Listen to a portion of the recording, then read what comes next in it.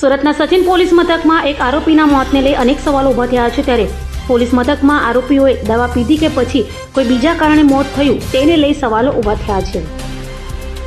સુરતમાં ફરી એક આરોપીનું પોલીસ મથકમાં મોત થતાં ચકચાર મચી જવા પામી છે. સુરતના સચિન પોલીસ મથકમાં વાહન ચોરીના ગુનામાં ઝડપાયેલા 65 વર્ષીય સૈયદ બદરુદ્દીનનું શંકાસ્પદ હાલતમાં મોત નીપજ્યું હતું, જેને લઈ પોલીસ સામે સવાલો ઊભા થયા છે. ગોધરાના સૈયદ બદરુદ્દીન 65 વર્ષના હોવાની સાથે તેની બાયપાસ સર્જરી પણ કરાવાઈ હોય. પૂછપરછ દરમિયાન કુદરતી હાજતે જવાનું કહી આરોપીએ ટોયલેટમાં ક્લીનર એસિડ ગટગટાવ્યું હોવાનું કહેવાઈ રહ્યું છે.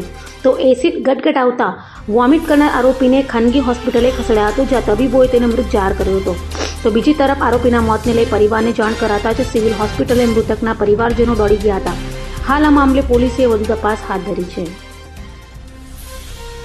નામે સૈયદ બદરુદ્દીન મોયુદ્દીન જણાઈ આવતા અને એમની હકીકત મળતા સ્થાનિક પોલીસ સ્ટેશનની team Godhra B division police station વિસ્તારમાં ગયેલી હતી અને ત્યાં સ્થાનિક પોલીસની મદદ લઈ અને તપાસના કામે એમને અહીંયા સચિન પોલીસ સ્ટેશન લઈ આવેલા હતા. આ બાબતની જાણ એમને જે તે વખતે એમના સગા સંબંધીને પણ કરવામાં આવેલી હતી. તપાસના કામે અહીંયા પૂછપરછ ચાલુ હતી. દરમિયાન એમને કુદરતી હાજતે જવાનું છે એટલે એવું કહી અને એ પોલીસ સ્ટેશનના નીચે ડિસ્ટાફની ઓફિસ છે એમાં ગયા અને ત્યાં જે ટોયલેટ સાફ કરવા માટેનું જે ક્લિનિંગ એજન્ટ જે છે એ મટીરિયલ છે એ કોઈપણ કારણોસર એ ગટગટાવી ગયા, જેથી એમને પેટમાં દુખાવો થતો હતો અને વોમિટ થવાનું એમને ઉબકા આવતા હતા. એ બાબતને એમને જાણ કરી પોલીસને. તાત્કાલિક સારવાર માટે એમને સચિન પોલીસ સ્ટેશનની હદમાં આવેલી નજીકની હોસ્પિટલ પ્રાઇવેટ હોસ્પિટલમાં લઈ ગયા.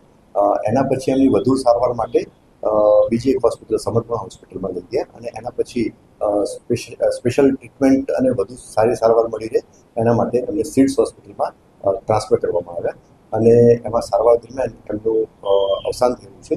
જે અનુસંધાને કસ્ટોડિયલ ડેથ એટલે કે એડી સચિન પોલીસ સ્ટેશનમાં દાખલ કરવામાં આવેલી છે. કરવાની તજવીજ પણ હાલમાં ચાલુ છે. અભય થઈને નિષ્પક્ષતાથી નિરપેક્ષ રીતે વાસ્તવિકતાનો અરીસો રૂપી સચોટ માહિતી લાવતો સત્યની સાથે અભય ટાઈમ્સ.